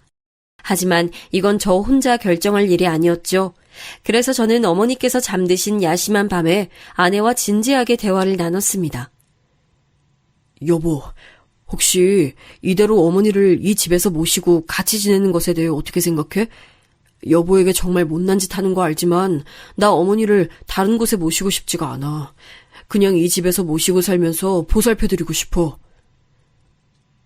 그 마음 이해해. 솔직히 어머님께서 달리 가실 곳도 없으시잖아. 그리고 난 여보가 그동안 어머님이 얼마나 보고 싶었을까 생각하면 마음이 짠해. 난 어머님과 같이 사는 거에 대해 이견 없으니까 당신이 원하는 대로 하자. 세상에 이런 여자가 또 어디 있을까요? 저는 아내가 정말 고마워서 울고 말았습니다. 시아버지에 이어 시어머니까지 모시는 게 어디 쉬운 일이겠습니까? 그런데도 제 마음을 헤아려준 아내에게 너무나 미안했죠. 앞으로 아내에게 더 잘하겠다고 마음먹은 후 저는 다음날 어머니께 이 집에서 같이 사는 것은 어떻겠냐 말씀드렸습니다. 그러자 어머니께서는 깜짝 놀라시더니 제게 너무나 고맙다고 말씀하시며 눈물을 보이셨습니다. 저도 마음이 먹먹해져 엄마의 손을 꼭 붙들고 한참이나 말을 잇지 못했죠. 아버지가 돌아가신 이후 오랜만에 느껴본 행복한 순간이었습니다. 어머니와 같이 지내기로 한 뒤 어느 날 어머니께서 주저하시다가 말을 꺼내시더군요. 없는 살림 긁어모아 챙겨서 오긴 했는데 지금 가지고 있는 겨울옷이 너무 해져서 혹시라도 남는 겨울옷이 있으면 당신께 좀 줄 수 없겠느냐고요. 저는 펄쩍 뛰며 그럴 수 없다고 말씀드렸습니다. 남는 옷을 드리는 게 아니라 새 옷을 사드려야 마땅한 일이었으니까요. 저는 어머니의 겨울옷을 사드리며 동시에 아버지께 다 못해드린 효도를 돌아오신 어머니께 해드리고 싶었습니다. 그래서 조금은 무리하게 지출해서 명품옷 몇 벌과 어머니께 마음에 들어 하실 귀걸이와 목걸이도 사드렸습니다. 거기다 더해 침구와 신발, 식기에 어머니께서 쓰실 모든 생활용품을 사드렸죠. 갑작스러운 지출에 놀랄 아내한테는 참 미안했습니다. 아직 신혼인데 다른 사람들처럼 신혼의 알콩달콩한 시간을 못 누리게 해준 것도 그렇고 계획에 없던 지출이 생긴 것도 미안했죠. 그러나 아내는 언제나 제게 차분히 괜찮다고 말했습니다. 그런데 그날 이후부터 아내는 혼자 무언가 곰곰이 생각에 잠기는 일이 잦아졌습니다. 혹시나 아내가 제게 서운한 마음을 숨기는 건 아닐까 싶어 몇 번이고 아내에게 속마음을 물어봤지만 아내는 아무 일 아니라고 말하기 일쑤였죠. 아내는 제게 서운하거나 속이 안 좋은 일이 있으면 숨기지 않고 바로 터놓는 성격이라 아내가 아니라고 했으면 아니라고 생각한 저는 그러려니 했지만 마음이 쓰이는 건 어쩔 수 없었습니다. 그렇게 반년 정도 지나니 서울 생활이 어색하시다던 어머니도 이제는 익숙해지셔서 분위기도 밝아지시고 말수도 많이 느셨습니다. 하지만 반대로 아내의 말수는 점점 줄어들었죠. 저는 아내가 어머니와 지내는 게 많이 힘든지 자주 물어보곤 했는데 아내는 그럴 때마다 그런 게 아니라며 손사래를 쳤습니다. 제가 회사에 출근해 있는 낮 동안에 아내는 온종일 어머니와 함께 지내고 있었습니다. 저는 아내에게 그 사이에 무슨 일이 생기면 제게 꼭 말해달라고 했습니다. 그때마다 아내는 알겠다며 제게 웃어줄 뿐이었죠. 저는 아내의 대답에 안심이 되기도 하고 묘한 불안감을 느끼기도 했습니다. 하지만 어머니의 밝은 모습을 볼 때면 불안감도 일순간 사라져 그저 행복할 따름이었죠. 어머니가 입고 꾸미시는 모습이 마치 제 어린 시절 보았던 어머니의 젊고 화사하셨던 모습을 보는 것 같아서 감회가 새롭기도 했고요. 그리고 때때로 퇴근해 돌아오면 어머니께서는 절 생각해서 만들어 놓은 음식들을 차려주셨는데 그때마다 돌아오신 어머니의 사랑과 보살핌을 이제서야 받아보게 되는구나 싶어 마음이 찡했습니다. 하루는 제가 회사에서 퇴근해 집에 돌아오니 어머니께서 갈비찜을 해놓았다고 하시더군요. 저야 여느 날처럼 기꺼운 마음으로 갈비찜을 먹었죠. 그런데 먹는 동안 아내의 표정이 다른 날들보다 더 굳어져 있는 게 느껴졌습니다. 그래서 전 맛있게 식사를 끝내고 어머니께 감사 인사를 전한 뒤 아내와 안방에서 같이 진지하게 대화를 나누기 위해 아내 손을 잡고 안방으로 가려고 했습니다. 그런데 갑자기 어머니께서 저를 불러 세우시곤 잠시 대화 좀 하자고 하시는 겁니다. 어머니께서 이렇게 대화 좀 하자고 하신 적이 없던 터라 무슨 일이 있으신가 걱정이 됐죠. 어머니와 같이 작은 방에 가니 어머니께선 저를 앞에 앉혀놓으시고 이렇게 말씀하시는 겁니다. 상원아, 모름지기 남편이란 아내에게 조금 흠이 있어도 전부 보듬어 줄 줄 알아야 하는 법이야. 그러니 며느라기 너무 나무라지 말렴. 네? 그게 무슨 말씀이세요, 어머니? 아내를 나무라지 말라니요? 그게 아무래도 며느라기가 자꾸 거짓말을 하는 것 같아서 말이야. 그래도 큰 거짓말을 하고 그러는 건 아니니 넌 남자로서 그리고 남편으로서 아내 허물이 보이더라도 보듬어줘야 해. 어머니께서 툭 하신 말씀이 무슨 뜻인지 저는 이해가 안 가더군요. 일단은 알겠다고 말씀드린 뒤 저는 아내가 있는 안방으로 돌아가 어머니께 이런 말씀을 들었는데 대체 무슨 일이 있었던 거냐 물어봤습니다. 뭐라고? 어머니가 정말 그렇게 말씀하셨어? 아내는 말문이 막힌다는 듯 몇 번이고 입을 벌렸다가 다물더니 이윽고 새빨갛게 얼굴을 붉히며 씩씩거리더군요. 저는 아내의 반응에 단단히 무슨 일이 있었구나 싶었습니다.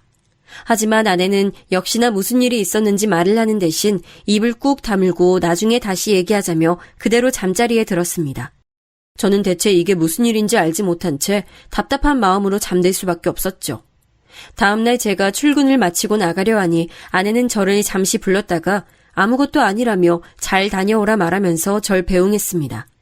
한동안 집안은 아무 문제 없이 평화로웠지만 저는 매일 무언가 찜찜한 기분을 느꼈습니다. 그러던 어느 날 찜찜한 기분이 결국 크게 터지는 일이 일어나고 말았습니다. 그날은 제가 평소와 다르게 몸 상태가 좋지 않아 회사에서 조퇴하고 집에 일찍 돌아온 날이었습니다. 그런데 집 현관 앞에 서니 안에서 찢어질 듯한 비명이 들리는 게 아니겠어요? 저는 깜짝 놀라 급하게 문을 열고 집 안으로 달려들어갔습니다. 그런데 이럴 수가, 언제나 차분하던 아내가 어머니를 바닥에 쓰러뜨리고 주먹으로 인정사정 없이 때리고 있었습니다. 그 순간 저는 어머니가 무력하게 맞는 모습을 보고 눈이 뒤집혔죠. 어린 시절 어머니께서 아버지께 얻어맞던 모습이 떠오른 저는 고함을 지르며 어머니에게서 아내를 떼어냈습니다. 너 지금 뭐 하는 짓이야? 미쳤어? 하지만 아내는 제 고함에도 마치 미친 사람처럼 어머니에게 쌍욕까지 퍼부으며 소리를 질러댔습니다. 저는 그날 처음으로 아내에게 손을 올렸습니다. 철썩 소리가 날 정도로 아내의 뺨을 때리니 그제야 아내가 고함 지르던 걸 멈추더군요. 아내는 제게 맞은 뺨을 부여잡은 채 놀란 눈으로 저를 바라봤습니다. 하지만 저는 아내를 신경 쓸 여유가 없었습니다. 그저 바닥에 쓰러져 울고 계신 어머니를 챙길 생각밖에 없었죠. 제가 바로 어머니를 둘러엎고 병원으로 가려고 하니 아내가 저를 붙잡으며 뭐라 말하더군요. 여보, 이거 받아. 잃어버리지 말고. 이따가 혼자 있을 때 꼭 읽어봐. 알겠지? 하지만 그때 저도 제정신이 아니었던 건지 아내의 말이 하나도 들리지 않았습니다. 제가 아내의 팔을 밀어내며 나중에 대화하자고 가까스로 말하니 아내는 계속 무어라 말하며 제 손에 종이봉투를 쥐어주었습니다. 저는 그 종이봉투가 무엇인지 알 수 없었지만 일단 주머니에 쑤셔 넣고 어머니를 병원으로 모셔갔습니다. 병원에 가는 동안 내내 어머니는 서럽게 우시면서 무슨 일이 있었는지 제게 말해주셨습니다.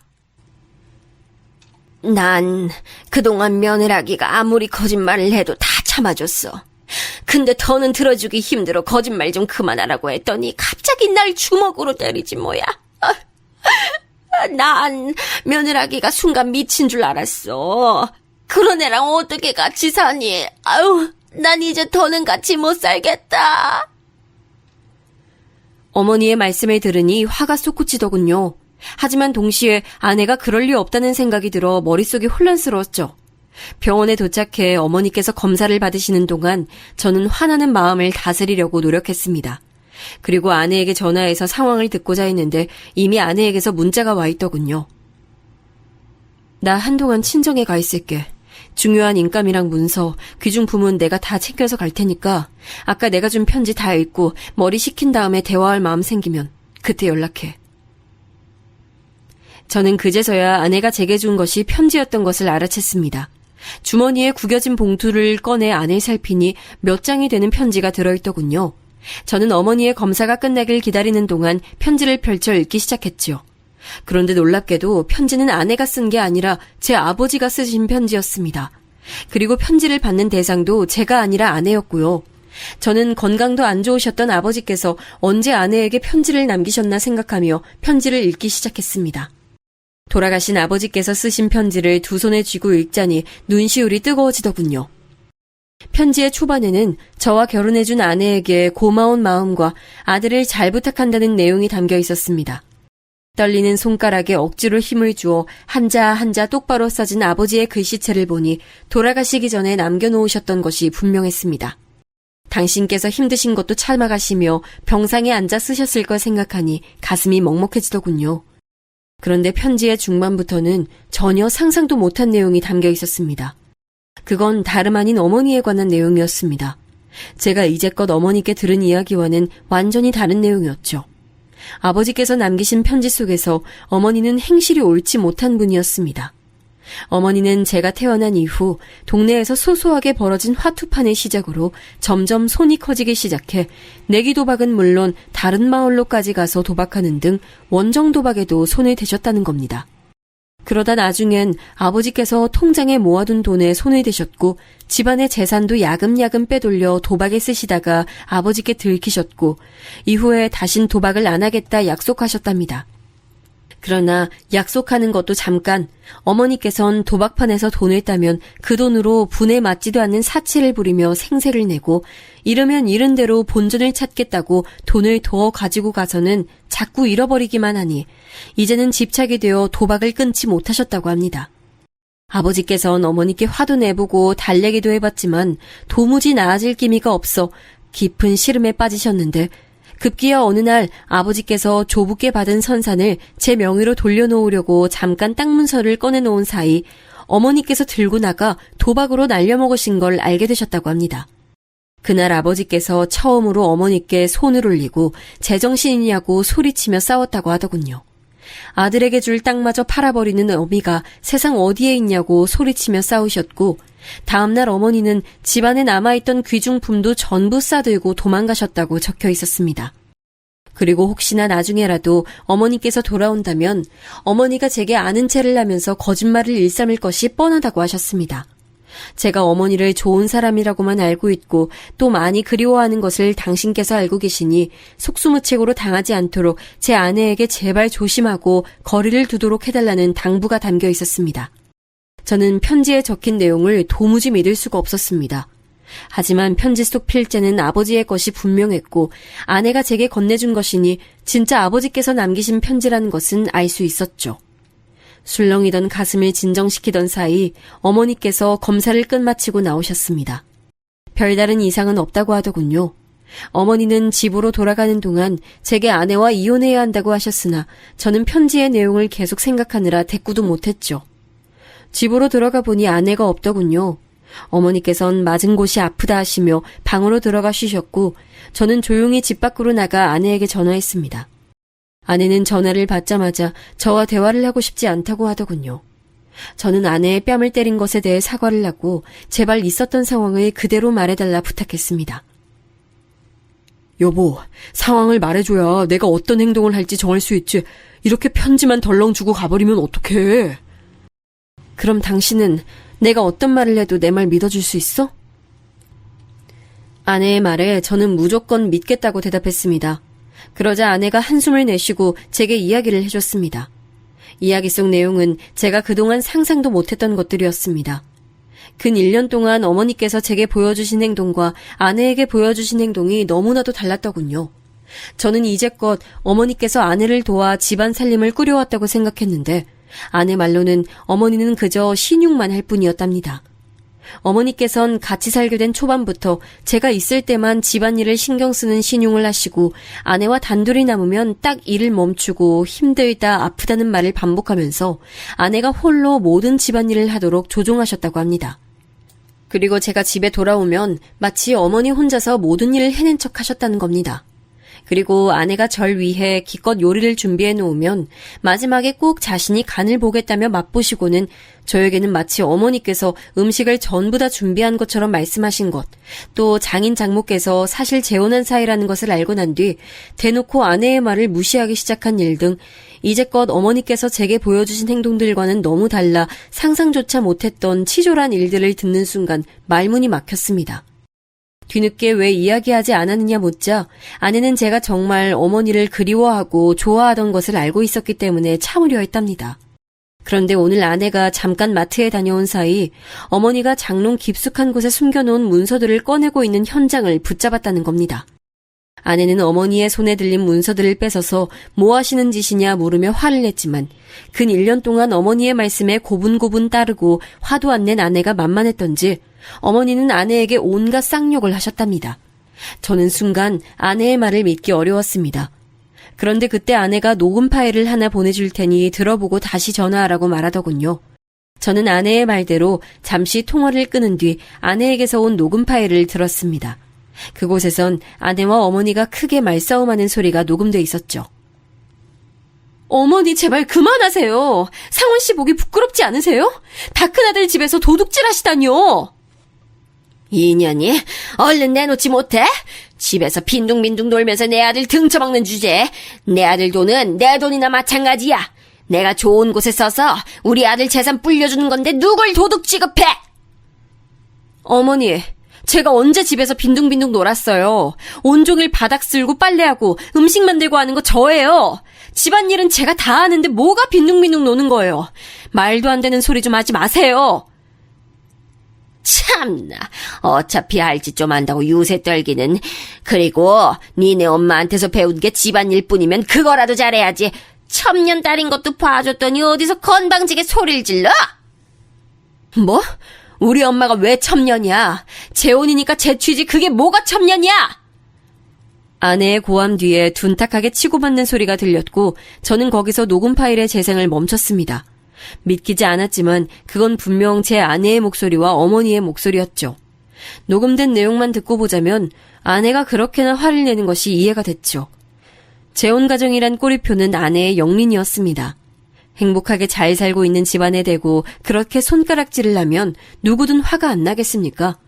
게다가 아내는 차분하고 속 깊은 성격이었지만 한 번 화가 나면 눈에 뵈는 게 없이 돌변하는 사람이었습니다.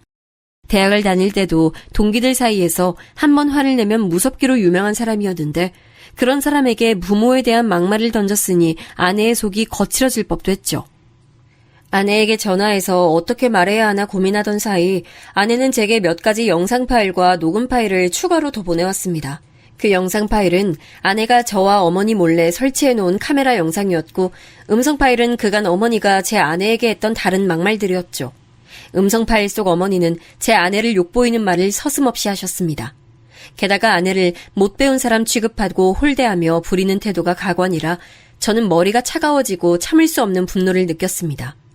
영상 파일 속에는 어머니가 집안일을 하는 척하다가 아내를 부려먹는 모습이 고스란히 찍혀 있었습니다.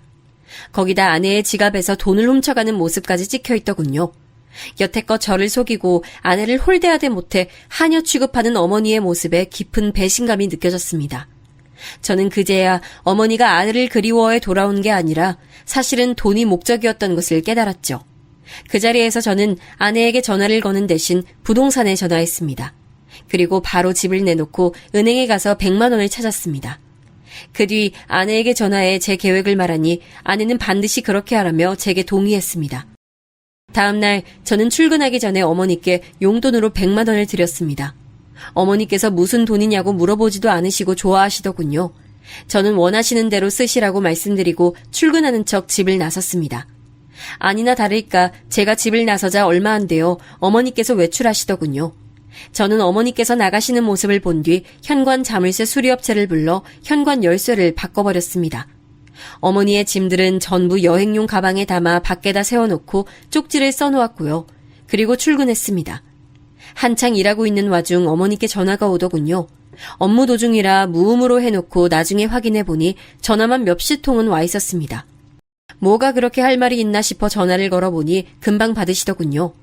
어머니는 현관문 자물쇠가 바뀌어서 집에 들어가지 못하고 있다고 하소연하시며 어째서 당신의 짐이 바깥에 이렇게 나와 있냐고 물으셨습니다. 전 모든 걸 알게 되었으니 어머니와 함께 살 수 없다고 말했고요.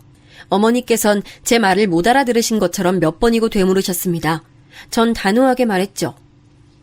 도박 때문에 가족을 버린 것도 모자라 한 번 버렸던 아들을 또 찾아와 가슴에 칼을 꽂아놓고 계속 같이 살 수 있을 거라고 생각하셨어요? 그것도 모자라 아내와 갈라서라고 말하고 아들이 번 돈은 자기 돈이다라고 말하는 게 어디 가족끼리 할 말이에요? 어머니가 가족답게 살길 포기하셨으니까 저도 어머니에 대한 정 포기하려고요. 어머니는 제가 한 말에 상당히 억울해하시더군요. 아들아, 그건 네가 잘못 알고 있는 거야. 엄만 너 버린 게 아니라 알잖니? 네 아버지가 나 때린 거. 혹시 며느라기가 이상한 소리 한 거니? 걔 믿지 마라. 걔는 입만 열면 거짓말 달고 사는 애야. 걔가 너랑 내 사이 갈라놓으려고 나한테 누명 씌우는 거야. 상원아, 엄마만 말잖니? 저는 더 들을 가치를 못 느끼고 어머니의 전화를 끊었습니다. 그리고 집으로 돌아가고 싶은 생각도 사라져서 퇴근 시간이 지나도 퇴근하지 않았죠. 그런데 한 번 말씀드린 회사를 어떻게 기억하시고 어머니가 회사까지 찾아오신 겁니다. 회사 사람들이 거의 다 퇴근한 상태라 다행이었지만 야근하는 사람들이 남아있었기에 저는 얼른 어머니를 데리고 밖으로 나가려고 했습니다. 그런데 사람들 앞에서 매달리는 편이 더 효과적이라 생각하셨는지 갑자기 어머니가 제 팔을 붙들고 소리치시는 겁니다. 상훈아, 어떻게 엄마 말을 안 믿고 네 아내 말만 믿어? 걔가 너 속이는 거라니까? 어떻게 같이 살게 된 건데 이렇게 쉽게 엄마를 버리려고 해, 응? 어머니, 제발 그만하세요. 돈 필요해서 저 찾아오신 거잖아요. 이미 다 알고 있어요, 저. 그게 대체 무슨 말이야? 뭘 다 알고 있다는 거야? 너 그런 식으로 엄마 놀리면 못 써! 제가 어머니를 놀릴 이유가 뭐가 있겠습니까? 저는 매달리는 어머니를 밀어내고 아내가 보내준 증거들을 보여드렸죠. 어머니는 욕을 내뱉는 본인 목소리를 듣고는 그제야 제 팔을 놓으시더군요. 전 잠시나마 어머니께서 포기하신 줄 알았는데 이번엔 제 앞에서 무릎을 꿇고 사정사정 하시기 시작하시는 겁니다. 아들아, 엄마가 미안해. 그냥 며느라기가 너와 나 사이를 갈라넣으려고 하는 게 빤히 보여서 그랬어. 모든 게 전부 다 진심이 아니야. 엄마, 말 같지도 않은 소리 그만하세요. 전 이제 당신 아들 아닙니다. 지금 이 순간부터 저한테 더 이상 어머니 안 계세요. 그러자 그때 어머니 안색이 악귀처럼 변했습니다. 어머니는 손톱으로 제 다리를 붙잡고 거의 잡아뜯으려고 하시더군요. 100만 원만 주고 내쫓으면 내가 옳았구나 하고 떨어질 줄 알아? 1000만 원! 1000만 원은 내놔야 어디서든 살지! 내놔! 내놔! 어머니의 행동에 저는 학을 떼고 말았습니다. 도저히 용서할 수가 없는 언동에 저는 결국 경비원을 불러 어머니를 회사 밖으로 내쫓았죠. 경비원의 팔에 붙들려 밖으로 나가는 동안에도 어머니는 고함을 지르셨습니다. 정말로 돈 때문에 날 찾아왔구나 하는 생각이 드는 끔찍한 모습이었죠. 전 어머니를 절대 용서할 수 없었습니다. 집은 조금 싸게 내놨던 터라 금세 팔렸고요. 하지만 때때로 어머니가 찾아와 집 앞에서 난동을 부리셨기 때문에 이사를 하는 날까지 아내는 처가에서 지내야 했습니다. 완전히 이사를 마치고 전화번호도 바꾼 뒤에야 저는 다시 아내를 집에 데려올 수 있었습니다.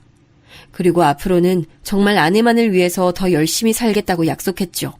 장인 장모님께서는 아내에게 이야기를 들으셨는지 제가 사과의 말씀을 올리자 이해한다는 표정으로 고개를 끄덕이셨습니다. 이서방, 그동안 참 고생 많았어. 우리 애한테 얘기 들었으니 걱정하지 말고 데려가게. 감사합니다. 다시는 이런 일 없이 제 아내 꼭 행복하게 해주겠습니다.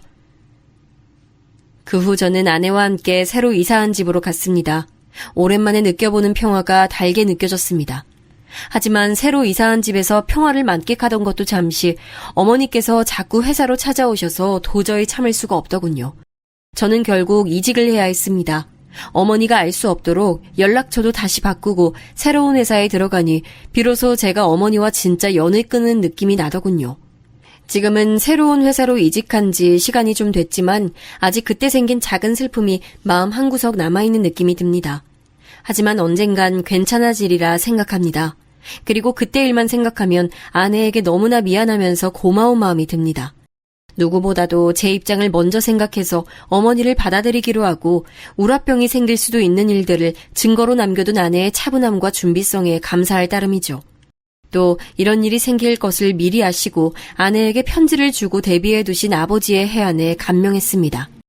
당신께서 돌아가실 두려움보다도 자식을 먼저 신경 쓰고 돌보는 어버이의 마음이란 얼마나 큰 것인지 그 마음만 떠올리면 코끝이 찡하고 눈시울이 뜨거워집니다. 저도 돌아가신 아버지께 부끄럽지 않게 아내에게 더 잘하면서 열심히 살 생각을 매번 다짐합니다.